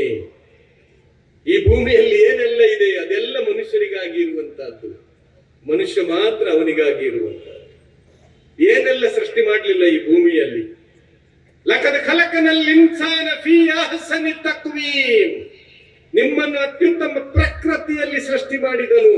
ಮನುಷ್ಯ ಪ್ರಕೃತಿಗಿಂತ ಉತ್ತಮ ಪ್ರಕೃತಿ ಈ ಭೂಮಿಯ ಮೇಲೆ ಬೇರೆ ಯಾವುದೂ ಇಲ್ಲ. ಈ ಭೂಮಿಯ ಮೇಲೆ ಶ್ರೇಷ್ಠ ಪ್ರಕೃತಿ ಯಾವುದಾದರೂ ಆ ದೇವನದ್ದಿದ್ರೆ ಅದು ಮನುಷ್ಯ ಪ್ರಕೃತಿ. ಅದಕ್ಕೆ ದೇವನು ಹೇಳುವುದು, ಈ ತಲೆಯನ್ನು ಅವನ ಹೊರತು ಯಾರ ಮುಂದೆಯೂ ಕೂಡ ಬಾಗಬಾರದು ಅಂತ. ಈ ತಲೆ ಅಷ್ಟು ಶ್ರೇಷ್ಠತೆ ಇದೆ, ಮನುಷ್ಯನ ತಲೆಗೆ ಅಷ್ಟು ಶ್ರೇಷ್ಠತೆ ಇದೆ. ಅದು ಯಾರ ಮುಂದೆಯೂ ಕೂಡ ಬಾಗಬಾರದು. ಅದು ಬಾಗುವುದಿದ್ದರೆ ಅವನ ಮುಂದೆ ಮಾತ್ರ ಬಾಗಬೇಕು. ಆ ಶ್ರೇಷ್ಠತೆ ಅವನಿಗೆ ದಯ ಪಾಲಿಸಲಾಗಿದೆ. ಒಲಕದ ಕರ್ರನ್ನ ಬನಿ ಆದಮ ಅಂತ ಹೇಳಿ ಹೇಳಲಾಯಿತು. ನಾವು ಆದಮನ ಸಂತತಿಗೆ ಗೌರವವನ್ನು ದಯಪಾಲಿಸಿದ್ದೇವೆ ಅಂತ. ಆದಮನ ಸಂತತಿಗೆ ಗೌರವ ಇದೆ. ಇಲ್ಲಿ ನಾವೆಲ್ಲರೂ ಕೂಡ ಮನುಷ್ಯರು, ಯಾರು ಮೇಲಲ್ಲ ಯಾರು ಕೀಳಲ್ಲ, ನಾವೆಲ್ಲರೂ ಕೂಡ ಸಮಾನ. ನಾವೆಲ್ಲರೂ ಕೂಡ ಅದೇ ತಾಯಿಯ ಹೊಟ್ಟೆಯಿಂದ ಬಂದವರು. ಯಾರು ಬಿಳಿಯಾಗಿದ್ದಾನೆ ಹೇಳುವ ಕಾರಣಕ್ಕೆ, ಯಾರು ಉನ್ನತ ಶಿಕ್ಷಣ ಪಡೆದಿದ್ದಾನೆ ಹೇಳುವಂತಹ ಕಾರಣಕ್ಕೆ, ಯಾವುದೋ ಸಿಟಿಯಲ್ಲಿ ಜನಿಸಿದ್ದಾನೆ ಹೇಳುವ ಕಾರಣಕ್ಕೆ, ಯಾರೋ ಯಾವುದೇ ರಾಷ್ಟ್ರದಲ್ಲಿ ಜನಿಸಿದ್ದಾನೆ ಹೇಳುವಂತಹ ಕಾರಣಕ್ಕೆ ಯಾರಿಗೂ ಕೂಡ ಶ್ರೇಷ್ಠತೆ ಇಲ್ಲ ಅಂತ ಕುರಾನ್ ಸಾರಾ ಸಗಟಾಗಿ ಹೇಳ್ತದೆ. ಯಾ ಅಯ್ಯುಹನ್ನಾಸ್ ಇನ್ನಾ ಖಲಕನಾಕುಂ ಮಿನ್ ذಕರಿನ್ ವ ಉನ್ಸಾ ವಜಅಲ್ನಾಕುಂ ಶುಊಬನ್ ವ ಕಬಾಯಿಲ ಲಿತಾರಫು ಇನ್ನ ಅಕ್ರಮಕುಂ ಇಂದಲ್ಲಾಹಿ ಅತ್ಕಾಕುಂ ಅಂತ. ಓ ಮನುಷ್ಯರೇ, ನಾವು ನಿಮ್ಮನ್ನು ಒಂದು ಗಂಡು ಮತ್ತು ಒಂದು ಹೆಣ್ಣಿನಿಂದ ಸೃಷ್ಟಿ ಮಾಡಿದ್ದೇವೆ. ನೀವು ಪರಸ್ಪರ ಪರಿಚಯ ಪಟ್ಟುಕೊಳ್ಳಲಿಕ್ಕಾಗಿ ನಿಮ್ಮನ್ನು ಕುಲಗಳಾಗಿ ಗೋತ್ರಗಳಾಗಿ ವಿಂಗಡಿಸಿದೆವು. ನಿಮ್ಮಲ್ಲಿ ಶ್ರೇಷ್ಠತೆ ಯಾರಿಗೆ ಅಂದ್ರೆ, ಯಾರು ಹೆಚ್ಚು ದೇವನನ್ನು ಭಯಪಟ್ಟು ಜೀವಿಸುತ್ತಾನೋ ಅವನಿಗೆ ಶ್ರೇಷ್ಠತೆ ಇದೆ. ಅಂದ್ರೆ ನಾವು ಕೇವಲ ಒಬ್ಬ ದೇವನ ಸೃಷ್ಟಿಗಳು ಮಾತ್ರ ಅಲ್ಲ, ಈ ಕುರಾನಿನ ಸೂಕ್ತದ ಪ್ರಕಾರ ನಾವೆಲ್ಲರೂ ಕೂಡ ಪರಸ್ಪರ ಸಹೋದರರು. ನಾವು ಒಂದು ತಂದೆ ಒಂದು ತಾಯಿಯ ಮಕ್ಕಳು. ನಾವು ಯಾರನ್ನು ತೋರಿಸಿ ಈ ಜಗತ್ತಿನಲ್ಲಿ ಇವ ನನ್ನವ ಅಲ್ಲ ಹೇಳುವಂತ ಅಧಿಕಾರ ಯಾವ ಒಬ್ಬ ಮನುಷ್ಯನಿಗೂ ಆ ದೇವನು ಕೊಡ್ಲಿಲ್ಲ. ಯಾರನ್ನಾದ್ರೂ ಒಬ್ಬನನ್ನು ತೋರಿಸಿ ಇವ ನನ್ನವನಲ್ಲ ಅಂತ ಹೇಳುವ ಅಧಿಕಾರ ಯಾರಿಗೂ ಇಲ್ಲ. ನನ್ನ ಸಮಯ ಆದ್ರೆ ಹೇಳಬೇಕು, ಯಾರಿಗೂ ಇಲ್ಲ ಅಧಿಕಾರ. ಎಲ್ಲ ನನ್ನವರು, ಎಲ್ಲ ನನ್ನವರು ಅನ್ನುವುದು ಧರ್ಮ. ಅವ ನನ್ನವನಲ್ಲ ಹೇಳುವುದು ಅಧರ್ಮ. ಅವನು ನನ್ನ ಸಹೋದರ ಹೇಳುವುದು ಧರ್ಮ, ಅವನು ನನ್ನ ಸಹೋದರ ಅಲ್ಲ ಹೇಳುವಂತದ್ದು ಅಧರ್ಮ. ಧರ್ಮ ಕಲಿಸಿಕೊಡುವ ಪಾಠ ಇದು. ಧರ್ಮ ಯಾಕೆ ಈ ಜಗತ್ತಿಗೆ ಬಂದಿದೆ ಅಂದ್ರೆ, ಧರ್ಮದ ಉದ್ದೇಶ ಏನು ಅಂದ್ರೆ, ಧರ್ಮದ ದೌತ್ಯ ಏನು ಅಂದ್ರೆ, ಧರ್ಮದ ಕೆಲಸ ಏನು ಅಂದ್ರೆ ಮನುಷ್ಯರನ್ನು ಮನುಷ್ಯರೊಂದಿಗೆ ಜೋಡಿಸುವುದು ಧರ್ಮ. ಮನುಷ್ಯರನ್ನು ಮನುಷ್ಯರೊಂದಿಗೆ ಜೋಡಿಸ್ತದೆ ಧರ್ಮ. ಅದು ಧರ್ಮದ ಕೆಲಸ. ಎಲ್ಲಿ ಮನುಷ್ಯರನ್ನು ಜೋಡಿಸುವ ಕೆಲಸ ಆಗ್ತದೋ ತಿಳಿದುಕೊಳ್ಳಬೇಕು, ಅಲ್ಲಿ ಧರ್ಮದ ಕೆಲಸ ಆಗ್ತಾ ಇದೆ. ಎಲ್ಲಿ ಮನುಷ್ಯರನ್ನು ಬೇರ್ಪಡಿಸುವ ಕೆಲಸ ಆಗ್ತದೋ ಅಲ್ಲಿ ತಿಳಿಬೇಕು, ಧರ್ಮದ ಹೆಸರಲ್ಲಿ ಅಧರ್ಮದ ಕೆಲಸ ಆಗ್ತದೆ. ಎಲ್ಲ ಮಾನವರಿಗೂ ಕೂಡ ಗೌರವವಿದೆ. ಎಲ್ಲ ಮಾನವರಿಗೂ ಕೂಡ ಗೌರವದ ಸ್ಥಾನಮಾನ ನೀಡಲಾಗಿದೆ. ಇದು ಧರ್ಮ ಕಲಿಸುವ ಪಾಠ. ಸುಳ್ಳನ್ನು ಹರಡುವವರ ಮಧ್ಯೆ ಸತ್ಯದ ಹಣತೆ ಹಚ್ಚಬೇಕಿದೆ ಅಂತ. ಸುಳ್ಳನ್ನು ಹರಡುವವರು ಬಹಳ ವ್ಯವಸ್ಥಿತವಾಗಿ ಹರಡ್ತಾ ಇದ್ದಾರೆ. ಆದರೆ ನಿಜವಾದ ಧರ್ಮಾಭಿಮಾನಿಗಳ ಕೆಲಸ ಏನು ಅಂದ್ರೆ, ನಾವು ಸತ್ಯದ ಹಣತೆಯನ್ನು ಹಚ್ಚಬೇಕಿದೆ. ದೇಶವನ್ನು ಬಿತ್ತುವವರ ಮಧ್ಯೆ ಈ ದೇಶದಲ್ಲಿ ದ್ವೇಷ ಬಿತ್ತಲಾಗ್ತಾ ಇದೆ. ಆ ದ್ವೇಷ ಬಿತ್ತುವವರ ಮಧ್ಯೆ ಪ್ರೀತಿಯ ಬೀಜಗಳನ್ನು ಬಿತ್ತಬೇಕಾಗಿದೆ. ಪ್ರೀತಿಯ ಬೀಜಗಳನ್ನು ಬಿತ್ತಬೇಕಾಗಿದೆ. ಅಪನಂಬಿಕೆಗಳ ಗೋಡೆಗಳನ್ನು ಕೆಡವಿ, ಯಾವುದೇ ಧರ್ಮದ ಅನುಯಾಯಿಗಳಿರಲಿ, ಹಿಂದೂ ಧರ್ಮದ, ಇಸ್ಲಾಂ ಧರ್ಮದ, ಕ್ರೈಸ್ತ ಧರ್ಮದ, ಯಾವುದೇ ಧರ್ಮದ ಅನುಯಾಯಿಗಳಾಗಿರಲಿ, ಅಪನಂಬಿಕೆಗಳ ಗೋಡೆಗಳನ್ನು ನಮಗೆ ಕೆಡವಬೇಕು. ನಾವೊಬ್ಬರು ಇನ್ನೊಬ್ಬರ ಮನೆಗೆ ಹೋಗಬೇಕು, ಟೀ ಪಾರ್ಟಿ ಮಾಡಬೇಕು, ಬೆರಿಬೇಕು, ಪ್ರತ್ಯೇಕ ಆಗಬೇಡಿ. ದ್ವೇಷ ಹರಡುತ್ತದೆ, ಅಪನಂಬಿಕೆಗಳು ಗೋಡೆ ಬೆಳೆಯುತ್ತದೆ. ನಮಗೆ ಅಪನಂಬಿಕೆಗಳ ಗೋಡೆಗಳನ್ನು ಕೆಡವಿ ಸೌಹಾರ್ದದ ಸೇತುವೆಗಳನ್ನು ನಿರ್ಮಿಸಬೇಕಾಗಿದೆ. ಸೌಹಾರ್ದದ ಸೇತುವೆ, ಇದು ಧರ್ಮದ ಕೆಲಸ, ಇದು ಧರ್ಮದ ಕೆಲಸ. ನೀವು ಸೌಹಾರ್ದದ ಪ್ರಿಯರಾಗಬೇಕು. ನೀವು ಒಡೆಯುವವರಾಗಬಾರದು, ನೀವು ಜೋಡಿಸುವವರಾಗಬೇಕು. ನೀವು ಒಬ್ಬರು ಇನ್ನೊಬ್ಬರ ಮನೆಗೆ ಹೋಗಿ, ಅದಕ್ಕೆ ಯಾವುದೇ ಧರ್ಮ ಅಡ್ಡಿ ಬರುವುದಿಲ್ಲ. ಒಬ್ಬರು ಇನ್ನೊಬ್ಬರ ಮನೆಗೆ ಹೋಗುವುದಕ್ಕೆ, ಇನ್ನೊಬ್ಬರನ್ನು ನಮ್ಮ ಮನೆಗೆ ಕರೆಯುವುದಕ್ಕೆ. ಯಾಕೆ ಅಂದ್ರೆ ನಾವೆಲ್ಲರೂ ಕೂಡ ಒಂದು ಸಮುದಾಯವಾಗಿದ್ದೇವೆ. ನಾವೆಲ್ಲರೂ ಕೂಡ ಒಂದು ಸಮುದಾಯ. ಅವ ಯೋಚಿಸಿದ್ರೆ, ಅವ ಇಷ್ಟಪಟ್ರೆ ಇಲ್ಲಿ ಎಲ್ಲರನ್ನು ಕೂಡ ಹಿಂದೂಗಳನ್ನಾಗಿ ಸೃಷ್ಟಿ ಮಾಡಬಹುದಾಗಿತ್ತು, ಮಾಡಲಿಲ್ಲ. ಈ ಜಗತ್ತಿನ ಎರಡನೇ ಅತಿ ದೊಡ್ಡ ಜನಸಂಖ್ಯೆ ಮುಸ್ಲಿಮರದ್ದು. ಇಲ್ಲಿ ಎಲ್ಲರೂ ಕೂಡ ಮುಸ್ಲಿಮರಾಗಿ ಇರಬೇಕು ಅಂತ ಹೇಳಿ ಅವನ ಇಚ್ಛೆ ಇದ್ರೆ ಅವ ಎಲ್ಲರನ್ನು ಕೂಡ ಮುಸ್ಲಿಮರನ್ನಾಗಿ ಮಾಡ್ತಿದ್ದ, ಮಾಡಲಿಲ್ಲ. ಈ ಜಗತ್ತಿನ ದೊಡ್ಡ ಜನಸಂಖ್ಯೆ ಇರುವಂತಹದ್ದು ಕ್ರೈಸ್ತರದ್ದು. ಇಲ್ಲಿ ಎಲ್ಲರೂ ಕೂಡ ಕ್ರೈಸ್ತರಾಗಿ ಇರ್ಲಿ ಅಂತ ಹೇಳಿ ಭಾವಿಸಿದ್ರೆ ಇಲ್ಲಿ ಎಲ್ಲರನ್ನು ಕೂಡ ಕ್ರೈಸ್ತರನ್ನಾಗಿ ಮಾಡಬಹುದಾಗಿತ್ತು, ಮಾಡಲಿಲ್ಲ. ಯಾಕೆ ಅಂದ್ರೆ ಬೇರೆ ಬೇರೆಯಾಗಿತ್ತುಕೊಂಡು ಒಂದಾಗಿ ಬನ್ನಿ ಅಂತ. ನಿಮಗೆ ಮನುಷ್ಯನಾಗಿ ಕಳುಹಿಸಿದ್ದೇನೆ ಜಗತ್ತಿಗೆ, ಜಾತಿ ಧರ್ಮದ ಹೆಸರಲ್ಲಿ ಕಳಿಸಿಲ್ಲ. ಈ ಜಗತ್ತಿಗೆ ಮನುಷ್ಯರಾಗಿ ಬಂದವರು ಬರುವಾಗ ಹೆಸರಿರಲಿಲ್ಲ, ಉಸಿರು ಮಾತ್ರ ಇದ್ದದ್ದು. ಹೆಸರು ಕೊಟ್ಟವರು ತಂದೆ ತಾಯಿ, ನನ್ನ ಕುಟುಂಬ. ಹೋಗುವಾಗ ಹೆಸರಿರುವುದಿಲ್ಲ, ಹೋಗುವಾಗ ಉಸಿರು ಇಲ್ಲ, ಹೆಸರು ಇಲ್ಲ. ಮನುಷ್ಯನಾಗಿ ಬಂದಿದ್ದೀಯೋ ಮನುಷ್ಯನಾಗಿ ಹೋಗು. ಹೆಸರು ತೆಗೆದುಕೊಂಡು ಹೋಗ್ಲಿಕ್ಕಿಲ್ಲ, ಯಾವ ಸರ್ಟಿಫಿಕೇಟ್ ಹಿಡ್ಕೊಂಡು ಹೋಗ್ಲಿಕ್ಕಿಲ್ಲ, ಯಾವ ದೊಡ್ಡಸ್ತಿಕೆ ಪ್ರದರ್ಶನ ಮಾಡ್ಲಿಕ್ಕಿಲ್ಲ. ಅಲ್ಲಿ ಯಾವ ಕರೆನ್ಸಿ ನಡೆಯುವುದಿಲ್ಲ, ಅಲ್ಲಿ ಯಾವ ದೀನಾರ್ ದಿರಹಮ್ಗಳು ನಡೆಯುವುದಿಲ್ಲ, ಅಲ್ಲಿ ಯಾವುದೇ ಗೋಲ್ಡ್ ಕಾಯಿನ್ಗಳು ನಡೆಯುವುದಿಲ್ಲ. ಅವನತ್ರ ನಡೆಯುವುದು ಸತ್ಕರ್ಮಗಳು ಮಾತ್ರ. ಓನ್ಲಿ ಸತ್ಕರ್ಮ.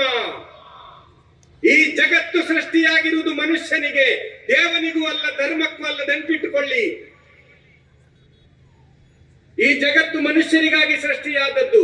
ಯಾವಾಗ ಇಲ್ಲಿ ಮನುಷ್ಯರು ಇರುವುದಿಲ್ಲವೋ, ಯಾವಾಗ ಮನುಷ್ಯರ ಆಗಮನ ಇಲ್ಲಿ ಮುಗಿಯುತ್ತದೆಯೋ, ಆವಾಗ ಈ ಜಗತ್ತಿಗೆ ಪ್ರಳಯ ಬರ್ತದೆ. ಈ ಜಗತ್ತು ಮುಗಿಯುತ್ತದೆ, ಈ ಜಗತ್ತಿಗೆ ಪ್ರಳಯ ಬರ್ತದೆ. ಈ ಜಗತ್ತಿನ ಕುರಿತು ಕುರಾನ್ ಹೇಳುತ್ತದೆ, ಅಲ್ಲಾಹನ ಒಂದು ಕೈಯಲ್ಲಿ ಈ ಭೂಮಿ ಚೆಂಡಿನಂತೆ ಆಡಿಸುವನು ಅವನು ಅಂತ, ಇನ್ನೊಂದು ಕೈಯಲ್ಲಿ ಆಕಾಶಗಳನ್ನು ಸುತ್ತಿಕೊಂಡಿರುವನು ಅಂತ. ಎಷ್ಟು ದೊಡ್ಡ ಶಕ್ತಿವಂತ ಅವನು. ಭೂಮಿ ಚೆಂಡಿನಂತೆ ಆಡಿಸುವುದಂದ್ರೆ ಏನು? ಒಂದು ಭೂಮಿ ಮಾತ್ರ ಅಲ್ಲ, ಕುರಾನಿನ ಪ್ರಕಾರ 7 ಆಕಾಶ 7 ಭೂಮಿಗಳು. ಆ ಬಾಕಿ 6 ಆಕಾಶ 6 ಭೂಮಿಗಳ ಬಗ್ಗೆ ಕುರಾನ್ ಮೌನ ತಾಳಿದದ್ರ ಬಗ್ಗೆ ಹೇಳಲಿಲ್ಲ. ಈ ಭೂಮಿಯ ಬಗ್ಗೆ ಅದು ಮಾತಾಡ್ತಾ ಇದೆ. ಕೆಡುಕು ಎಲ್ಲಿ ಕಂಡ್ರೂ ಕೂಡ ಕೆಡುಕನ್ನು ವಿರೋಧಿಸೋಣ, ಒಳಿತು ಎಲ್ಲಿ ಕಂಡ್ರೂ ಕೂಡ ಒಳಿತನ್ನು ಬೆಂಬಲಿಸೋಣ. ಪ್ರವಾದಿ ಮುಹಮ್ಮದರಲ್ಲಿ ಕೇಳಲಾಯಿತು, ನನ್ನವರನ್ನು ಬೆಂಬಲಿಸುವುದು ಕೋಮುವಾದವೇ ಪ್ರವಾದಿಗಳೇ ಅಂತ. ಅದಕ್ಕೆ ಪ್ರವಾದಿಗಳು ಹೇಳುತ್ತಾರೆ, ನಿನ್ನವರು ಸತ್ಯದಲ್ಲಿದ್ದರೆ ಬೆಂಬಲಿಸುವುದು ಕೋಮುವಾದ ಅಲ್ಲ, ನಿನ್ನವರು ಅನ್ಯಾಯದಲ್ಲಿದ್ದರೆ ಆವಾಗಲೂ ನೀನು ಬೆಂಬಲಿಸುತ್ತೀರಿ, ಆದ್ರೆ ಅದು ಕೋಮುವಾದ ಅಂತ. ಕೋಮುವಾದಕ್ಕಾಗಿ ಕರೆ ಕೊಡುವವನು, ಕೋಮುವಾದಕ್ಕಾಗಿ ಹೋರಾಟ ಮಾಡುವವನು, ಕೋಮುವಾದಕ್ಕಾಗಿ ಮಡಿಯುವವನು ನಮ್ಮವನಲ್ಲ ಅಂತ ಹೇಳಿ ಪ್ರವಾದಿಗಳು ಸಾರಿದ್ರು. ಅವನ ಹೆಸರು ಏನೇ ಆಗಿರ್ಲಿ, ಅವನ ಮುಖಚಹರೆ ಏನೂ ಆಗಿರ್ಲಿ, ಅವನ ಡ್ರೆಸ್ ಕೋಡ್ ಏನೇ ಆಗಿರ್ಲಿ, ಕೋಮುವಾದಕ್ಕಾಗಿ ಕರೆ ಕೊಡ್ತಾನೆ, ಕೋಮುವಾದಕ್ಕಾಗಿ ಹೋರಾಟ ಮಾಡ್ತಾನೆ, ಕೋಮುವಾದಕ್ಕಾಗಿ ಸಾಯ್ತಾನೆ ಅಂದ್ರೆ ಅವ ನಮ್ಮವನಲ್ಲ ಅಂತ ಹೇಳಿ ಪ್ರವಾದಿಗಳು ಹೇಳಿದ್ರು. ಒಂದಾಗಬೇಕಾಗಿದೆ ನಾವು. ಬರುವಾಗ ಮನುಷ್ಯರಾಗಿ ಬಂದವರು, ಹೋಗುವಾಗ ಮನುಷ್ಯರಾಗಿ ಹೋಗೋಣ. ಸಿಕ್ಕಿದ 3 ದಿವಸದ ಬಾಳು, 3 ದಿವಸದ ಬಾಳು, ನಾಳೆ ಗ್ಯಾರಂಟಿ ಯಾರಿಗೂ ಇಲ್ಲ. ಈ ಜಗತ್ತಿನಲ್ಲಿ ದೇವನನ್ನು ನಿರಾಕರಿಸುವವರು ಸಿಗಬಹುದು, ಈ ಜಗತ್ತಿನಲ್ಲಿ ಧರ್ಮವನ್ನು ನಿರಾಕರಿಸುವವರು ಸಿಗಬಹುದು. ಈ ಜಗತ್ತಿನಲ್ಲಿ ಸ್ವರ್ಗ ನರಕ ಇಲ್ಲ ಅಂತ ನಿರಾಕರಿಸುವವರು ಸಿಗಬಹುದು. ಈ ಜಗತ್ತಿನಲ್ಲಿ ಒಬ್ಬ ಮನುಷ್ಯನನ್ನು ತೋರಿಸಿ ಯಾರು ಸಾವನ್ನು ನಿರಾಕರಿಸುತ್ತಾನೆ ಅಂತ. ಸಾವು ಯಾರಿಗೂ ನಿರಾಕರಿಸಲಿಕ್ಕೆ ಸಾಧ್ಯವಾಗದೇ ಇರುವಂತಹ ಒಂದು ಸತ್ಯ ಅದು. ಪ್ರತಿಯೊಬ್ಬನಿಗೂ ಸಾವಿನ ರುಚಿಯನ್ನು ಸವಿಯಲಿಕ್ಕಿದೆ. ಪ್ರತಿಯೊಂದು ಜೀವಿಗೂ ಕೂಡ ಸಾವಿನ ರುಚಿಯನ್ನು ಸವಿಯಲಿಕ್ಕಿದೆ, ಸಾವಿಗೆ ಒಳಗಾಗಲಿಕ್ಕಿದೆ. ನೀವು ಏನನ್ನು ಬೇಕಾದರೂ ನಿರಾಕರಣೆ ಮಾಡಿ, ಸಾವಿನ ನಿರಾಕರಣೆ ಸಾಧ್ಯ ಇಲ್ಲ. ಹೇಗೆ ಸಾವು ಸತ್ಯವೋ ದೇವರು ಒಬ್ಬನು ಇದ್ದಾನೆ ಹೇಳುವಂತಹದ್ದು ಸತ್ಯ, ಧರ್ಮವು ಸತ್ಯ, ಪರಲೋಕವು ಸತ್ಯ, ಸ್ವರ್ಗವು ಸತ್ಯ, ನರಕವು ಸತ್ಯ. ಯಾಕೆ ಸಾವು ಬರ್ತದೆ ಮನುಷ್ಯನಿಗೆ? ಮನುಷ್ಯನಿಗೆ ಪ್ರತಿಫಲ ಕೊಡುವುದಕ್ಕೆ ಸಾವು ಬರ್ತದೆ. ಯಾಕೆ ಸಾವನ್ನು ತಡೆಯಲಿಕ್ಕೆ ನಮ್ಗೆ ಆಗುವುದಿಲ್ಲ? ಇಷ್ಟು ಗಾಳಿ ತುಂಬಿದ್ರು ಕೂಡ ಇಡೀ ಜಗತ್ತಿನಲ್ಲಿ ಗಾಳಿ ತುಂಬಿದೆ, ಒಂದು ಕಡೆಯೂ ಕೂಡ ಒಂದು ಅಂಶ ಗಾಳಿ ಇಲ್ಲದೆ ಇಲ್ಲ. ಅಷ್ಟು ಗಾಳಿ ಇದ್ದರೂ ಕೂಡ, ಎಷ್ಟು ಪಂಪಿಂಗ್ ಮಾಡಿದ್ರು ಕೂಡ ಯಾಕೆ ಉಸಿರು ನಿಂತು ಬಿಟ್ಟಿದೆ? ಯಾಕೆ ಉಸಿರು ನಿಂತ ಕೂಡಲೇ ಹೆಸರು ಕೂಡ ಹೊರಟು ಹೋಗ್ತದೆ? 50 ವರ್ಷ, 60 ವರ್ಷ, 70, 80, 90 ವರ್ಷ ಹೆಸರು ಹೇಳಿ ಕರೀತಾರೆ ನನ್ನವರು, ನನ್ನ ಮನೆಯವರು, ನನ್ನ ಮಿತ್ರರು. ಉಸಿರು ಹೊರಟ ತಕ್ಷಣ ನಾನು ಯಾಕೆ ಡೆಡ್ ಬಾಡಿ ಆಗ್ತೇನೆ? ನಾನು ಯಾಕೆ ಮೈಯತ್ತಾಗ್ತೇನೆ? ನಾನು ಯಾಕೆ ಹೆಣವಾಗ್ತೇನೆ? ಇದರ ಅರಿವು ನಮಗೆ ಬೇಕು, ಇದರ ಅರಿವು ನಮಗೆ ಬೇಕು. ಉಸಿರು ಹೋದ ನಂತರ ಹೆಸರು ಎಲ್ಲಿ ಹೋಯಿತು? ಯಾಕೆ ಅದನ್ನು ತಡೆ ಹಿಡಿದುಕೊಳ್ಳಿಕ್ಕಾಗಲಿಲ್ಲ?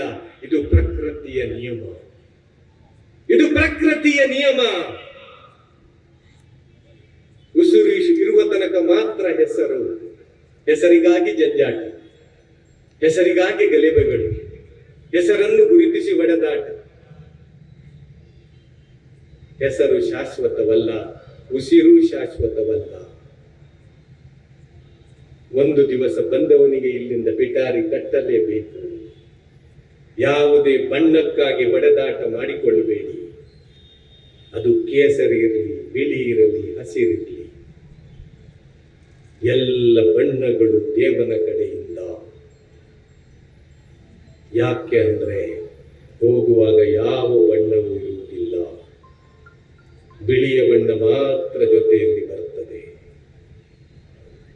ಜಾಗೃತರಾಗಿ ಪ್ರೀತಿಸಲಿಕ್ಕೆ ಕಲಿಯಿರಿ, ಸಮಾಜವನ್ನು ಪ್ರೀತಿಸಿ, ಜನರನ್ನು ಪ್ರೀತಿಸಿ. ಇನ್ನೊಮ್ಮೆ ಬರ್ಲಿಕ್ಕಿಲ್ಲ ಈ ಜಗತ್ತಿಗೆ, ಜ್ಞಾಪಕ ಇಟ್ಟುಕೊಳ್ಳಿ. ಒಂದು ಬಾರಿ ಮಾತ್ರ ಬರುವುದು ಈ ಜಗತ್ತಿಗೆ. ಇದಕ್ಕಿಂತ ಮೊದಲು ಬರ್ಲಿಲ್ಲ, ಇದರ ನಂತರ ಬರ್ಲಿಕ್ಕಿಲ್ಲ. ಇದೇ ಫಸ್ಟ್, ಇದೇ ಲಾಸ್ಟ್, ಎಂಡ್. ಪರ್ದೆ ಬಿತ್ತು, ಆಯ್ತು, ಅಲ್ಲಿಗೆ ಮುಗೀತು. ಸಿಕ್ಕಿದ ಒಂದು ಅವಕಾಶ, ಮನುಷ್ಯರಾಗಿ ಬದುಕೋಣ, ಪ್ರೀತಿ ಮಾಡ್ಲಿಕ್ಕೆ ಕಲಿಯೋಣ, ಮನೆಯಲ್ಲಿ ಪ್ರೀತಿಯ ಹುಡುಕಾಟ ಮಾಡೋಣ. ಮನೆಯಲ್ಲಿ ಪ್ರೀತಿ ಮಾಯವಾಗ್ತಾ ಇದೆ. ಹೆಂಡತಿಗೆ ಗಂಡನ ಪ್ರೀತಿ ಇಲ್ಲ, ಗಂಡನಿಗೆ ಹೆಂಡತಿಯ ಪ್ರೀತಿ ಇಲ್ಲ. ಗಂಡ ಹೆಂಡತಿ ಸೇರಿ ಮಕ್ಕಳಿಗೆ ಪ್ರೀತಿ ಮಾಡ್ತಾ ಇಲ್ಲ. ಮಕ್ಕಳು ಪ್ರೀತಿಗಾಗಿ ಹಪತಪಿಸ್ತಾ ಇದ್ದಾರೆ. ಮಕ್ಕಳನ್ನು ಪ್ರೀತಿ ಮಾಡಿ, ಹೆಂಡತಿಯನ್ನು ಪ್ರೀತಿ ಮಾಡಿ, ಹೆಂಡತಿ ಗಂಡನನ್ನು ಪ್ರೀತಿ ಮಾಡಿ. ಪ್ರವಾದಿ ಮೊಹಮ್ಮದರು ಹೇಳಿದರು, ನೀವು ಮನೆ ಒಳಗೆ ಹೋಗುವಾಗ ಮನೆಯವರಿಗೆ ಸಲಾಂ ಹೇಳಿ ಹೋಗಿ ಅಂತ. ಮನೆಯವರಿಗೆ ಸಲಾಂ ಹೇಳ್ತೀರೋ, ಅನುಗ್ರಹದ ಮಲಕುಗಳು ನಿಮ್ಮ ಮನೆಗೆ ಇಳಿಯುತ್ತಾರೆ. ಅವರನ್ನು ನೋಡಿ ಸ್ಮೈಲ್ ಮಾಡಿ ಅಂತ ಪ್ರವಾದಿಗಳು ಹೇಳ್ತಾರೆ.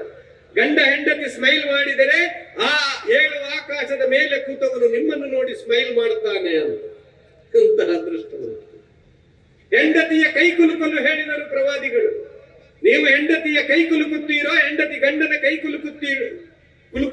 ಕುಲುಕುತ್ತಾಳೋ, ನಿಮ್ಮ ಪಾಪಗಳು ನಿಮ್ಮ ಬೆರಳ ತುದಿಯಲ್ಲಿ ಇಳಿದು ಹೋಗ್ತದೆ ಅಂತ. ಪ್ರೀತಿಸ್ಲಿಕ್ಕೆ ಕಲೀರಿ, ಆಲಿಂಗಿಸ್ಲಿಕ್ಕೆ ಕಲೀರಿ. ಒಬ್ಬರಿಗೆ ಇನ್ನೊಬ್ಬರು ಪ್ರೀತಿ ಹಂಚಿ. ಮನುಷ್ಯ ಧರ್ಮ ಅಂದ್ರೆ ಪ್ರೀತಿ ಹಂಚುವಂತದ್ದು. ಮನುಷ್ಯರಾಗಿ ಬಾಳಿ, ಜಾತಿಗಳಾಗಿ ಸಣ್ಣ ಒಂದು ಕೂಪೆ ಆಗಬೇಡಿ.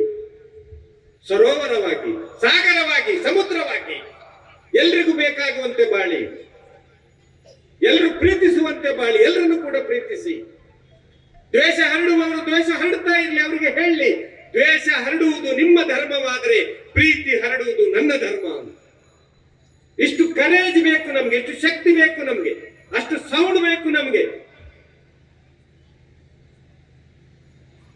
ಸುಳ್ಳು ಸತ್ಯ ಸೋಲಬಹುದು, ನೆನಪಿಟ್ಕೊಳ್ಳಿ. ಸತ್ಯ ಸೋಲಬಹುದು 1 ಬಾರಿ, 2 ಬಾರಿ, 3 ಬಾರಿ, ಆದ್ರೆ ಸತ್ಯ ಸಾಯೋದಿಲ್ಲ. ಸುಳ್ಳು ಗೆಲ್ಲಬಹುದು 1 ಬಾರಿ, 2 ಬಾರಿ, 3 ಬಾರಿ, ಆದ್ರೆ ಸುಳ್ಳು ಬದುಕುವುದಿಲ್ಲ. ಸುಳ್ಳಿಗೂ ಸಾವಿದೆ, ಸತ್ಯಕ್ಕೆ ಸಾವಿಲ್ಲ. ಪ್ರೀತಿಯ ಹೃದಯವನ್ನು ಬೆಳೆಸಿಕೊಳ್ಳೋಣ. ಆಡಿದ್ರೆ ಒಳ್ಳೆಯ ಮಾತುಗಳನ್ನು ಆಡೋಣ, ಇಲ್ಲದೇ ಇದ್ರೆ ಮೌನಿಗಳಾಗೋಣ. ಕೆಟ್ಟ ಮಾತು ಆಡುವುದು ಬೇಡ, ಯಾರಿಗೂ ದ್ರೋಹದ ಮಾತು ಆಡುವುದು ಬೇಡ. ಯಾಕೆ ಅಂದ್ರೆ ಪ್ರತಿಯೊಂದು ಮಾತು ಕೂಡ ದಾಖಲಿಸಲ್ಪಡುತ್ತದೆ ಅಂತ ಪ್ರವಾದಿಗಳು ಸಾರಿದ್ದಾರೆ. ನಿಮ್ಮ ಪ್ರತಿಯೊಂದು ಮಾತುಗಳು ಕೂಡ ದಾಖಲಿಸಲ್ಪಡುತ್ತದೆ ಅಂತ. ಭೂಮಿಯವರ ಮೇಲೆ ಕರುಣೆ ತೋರಿ ಆಕಾಶದವನು ನಿಮ್ಮ ಮೇಲೆ ಕರುಣೆ ತೋರುತ್ತಾನೆ ಅಂತ ಪ್ರವಾದಿಗಳು ಹೇಳುತ್ತಾರೆ. ಸತ್ಯದ ನುಡಿ ಒಳಿತಿನ ಮಾರ್ಗ ತೋರಿಸುತ್ತದೆ, ಒಳಿತು ಸ್ವರ್ಗ ತಲುಪಿಸುತ್ತದೆ. ಸುಳ್ಳು ನುಡಿ ಪಾಪದ ಕಡೆಗೆ ಒಯ್ಯುತ್ತದೆ, ಪಾಪ ನರಕ ತೋರಿಸುತ್ತದೆ ಅಂತ ಪ್ರವಾದಿಗಳು ಸಾರಿದ್ದಾರೆ. ಸಿರಿ ಸಂಪತ್ತಿನ ಹೆಚ್ಚಳವು ಶ್ರೀಮಂತಿಕೆಯಲ್ಲ, ಮನಸ್ಸಿನ ಶ್ರೀಮಂತಿಕೆ ನಿಜವಾದ ಶ್ರೀಮಂತಿಕೆ ಅಂತ ಪ್ರವಾದಿಗಳು ಸಾರಿದ್ದಾರೆ. ಯಾರೋ ಇಷ್ಟಪಟ್ಟರೆಂದು ನಿನ್ನನ್ನು ಅವನು ಸೃಷ್ಟಿ ಮಾಡಲಿಲ್ಲ. ಯಾರೋ ಇಷ್ಟಪಟ್ಟರೆಂದು ನಿನ್ನನ್ನು ಅವನು ಸೃಷ್ಟಿ ಮಾಡಲಿಲ್ಲ. ಅವನು ಇಷ್ಟಪಟ್ಟ, ಅದಕ್ಕೆ ನಿನಗೆ ಸೃಷ್ಟಿ ಮಾಡಿದ. ಅವನನ್ನು ಭಯಪಟ್ಟು ಅವನನ್ನು ಪ್ರೀತಿಸಿ ಬದುಕುವಂತಹ ಬದುಕಿಗೆ ನಾವು ಚಾಲನೆ ಕೊಡುವವರಾಗಲಿ. ನಮ್ಮ ಧರ್ಮಗಳು, ನಮ್ಮ ಜಾತಿಗಳು, ನಮ್ಮ ಸಂಸ್ಥೆಗಳು ಪ್ರೀತಿ, ಸೌಹಾರ್ದ, ಭ್ರಾತೃತ್ವ ಹರಡುವಂತಹ ಜಾತಿ ಸಂಘಟನೆ ಸಂಸ್ಥೆಗಳಾಗಿ ನಾವು ಬೆಳೆಸೋಣ. ಸಾಧ್ಯ ಇದ್ದರೆ ಉಪಕಾರ ಮಾಡೋಣ, ಸಾಧ್ಯ ಇಲ್ಲ ಅಂದ್ರೆ ಉಪದ್ರ ಮಾಡುವುದು ಬೇಡ. ಜೀವನ ಬಹಳ ತಾತ್ಕಾಲಿಕ. ಒಂದು ಮಾತು ಹೇಳಿ ಮಾತನ್ನು ಮುಗಿಸ್ತೇನೆ. ನಾನು ಒಂದು ಕಡೆ ಈ ಮಾತು ಆಡುವಾಗ ಭಾವುಕನಾಗುತ್ತೆ. ಆ ವಿಡಿಯೋ ವೈರಲ್ ಕೂಡ ಆಯಿತು. ಇವತ್ತು ಬೆಳಿಗ್ಗೆ ಈ ಶರ್ಟಿಗೆ ಬಟನ್ ಹಾಕಿದ್ದೇನೆ. ಇನ್ನೊಂದು ಅರ್ಧ ಗಂಟೆಯಲ್ಲಿ ಈ ಶರ್ಟಿನ ಬಟನ್ ಕೇಳಬೇಕು. ಅದು ನಾನೇ ಕೇಳ್ತೇನೆ, ಬೇರೆಯವರು ಕೇಳ್ತಾರೆ, ನನಗೂ ಗೊತ್ತಿಲ್ಲ, ನಿಮಗೂ ಗೊತ್ತಿಲ್ಲ. ಅಷ್ಟು ನಶ್ವರ ಬದುಕು ನಂದು. ಇವತ್ತು ಬೆಳಿಗ್ಗೆ ನಾನೇ ತಬ್ಬಿಗೆ ಸ್ನಾನ ಮಾಡಿದ್ದೇನೆ. ಬದುಕುಳಿದ್ರೆ ನಾಳೆ ಸ್ನಾನ ಮಾಡಬೇಕು ಅಂತ ಆಸೆ ಇದೆ. ಆ ಸ್ನಾನ ನಾನೇ ಮಾಡ್ತೇನೆ ಅಥವಾ ಬೇರೆಯವರು ನನಗೆ ಮಾಡಿಸ್ತಾರೋ ನನಗೂ ಗ್ಯಾರಂಟಿ ಇಲ್ಲ, ನಿಮಗೂ ಗ್ಯಾರಂಟಿ ಇಲ್ಲ. ನಶ್ವರವಾದಂತಹ ಬದುಕು, ಬಹುತು ತಾತ್ಕಾಲಿಕ ಬದುಕು. ಯಾವಾಗ ಪ್ರಾಣ ಪಕ್ಷಿ ಹಾರಿ ಹೋಗ್ತದೆ ಅಂತ ಯಾರಿಗೂ ಗೊತ್ತಿಲ್ಲ. 4 ಜನರಿಗೆ ಒಳಿತು ಮಾಡಿ ಬರುವಾಗ ಅಳ್ತಾ ಬಂದು ಕುಟುಂಬ ಸಂಸಾರ ನಗ್ತಾ ಇತ್ತು. ಒಂದು ದಿವಸ ಹೊರಡುವಾಗ ಕುಟುಂಬ ಸಂಸಾರ ಅಳುತ್ತದೆ. ನನಗೂ ನಿಮಗೂ ನಗಲಿಕ್ಕೆ ಸಾಧ್ಯ ಆಗಬೇಕು. ಯಾವಾಗ ನಗಲಿಕ್ಕೆ ಸಾಧ್ಯ ಆಗ್ತದೆ ಅಂದ್ರೆ ಒಳಿತುಗಳು ನನ್ನಲ್ಲಿ ಇದ್ರೆ ನನಗೆ ನಗಲಿಕ್ಕೆ ಸಾಧ್ಯ ಆಗ್ತದೆ. ಒಳಿತುಗಳಿಲ್ಲ, ಕೆಡುಕುಗಳೇ ಉಂಟು, ಕ್ಲೈಮ್ಗಳುಂಟು, ಅಲ್ಲಿಂದ ಇತ್ತು ದೂರುಗಳುಂಟು, ದುಮ್ಮಾನಗಳುಂಟು, ದುಃಖಗಳುಂಟಂದ್ರೆ ನನಗೂ ನಗಲಿಕ್ಕೆ ಸಾಧ್ಯ ಆಗುವುದಿಲ್ಲ. ಸಿಕ್ಕ ಒಂದು ಬದುಕು ಅವನಿಂದ ಸಿಕ್ಕಿದೆ, ಅವನೇ ವಾಪಸ್ಸು ಪಡಿತಾನೆ ಹೇಳುವಂತಹ ಸತ್ಯದೊಂದಿಗೆ ಮನುಷ್ಯರಾಗಿ ಬಂದಿದ್ದೇವೆ. ಮನುಷ್ಯರಾಗಿ ಬದುಕಿ ಮನುಷ್ಯರಾಗಿ ಹೋಗುವುದಕ್ಕೆ ಎಲ್ಲರೂ ಕೂಡ ಸಿದ್ಧರಾಗೋಣ ಅಂತೇಳಿ ಹೇಳಿ, ಅದಕ್ಕೆ ನಮ್ಮ ಧರ್ಮಗಳು, ನಮ್ಮ ಧರ್ಮ ಗ್ರಂಥಗಳು, ಪ್ರವಾದಿಗಳು, ಅವರ ಬೋಧನೆಗಳು ನಮ್ಮ ಸಮಾಜಕ್ಕೆ ಮಾರ್ಗದರ್ಶನವಾಗಲಿ ಅಂತೇಳಿ ಹಾರೈಸಿ, ಆ ದೇವನಲ್ಲಿ ನಮಗೆ ಸದ್ಬುದ್ಧಿಯನ್ನು ಕೊಡು ಮತ್ತು ದುರ್ಬದಿಂದ ನಮ್ಮನ್ನು ರಕ್ಷಿಸು ಅಂತೇಳಿ ಪ್ರಾರ್ಥಿಸಿ ಮಾತುಗಳನ್ನು ಮುಗಿಸ್ತಾ ಇದ್ದೇನೆ. ಸರ್ವ ಸ್ತುತಿಗಳು, ಸರ್ವ ಸ್ತೋತ್ರಗಳು ಸರ್ವ ಲೋಕಗಳ ಒಡೆಯನಿಗೆ ಮೀಸಲು.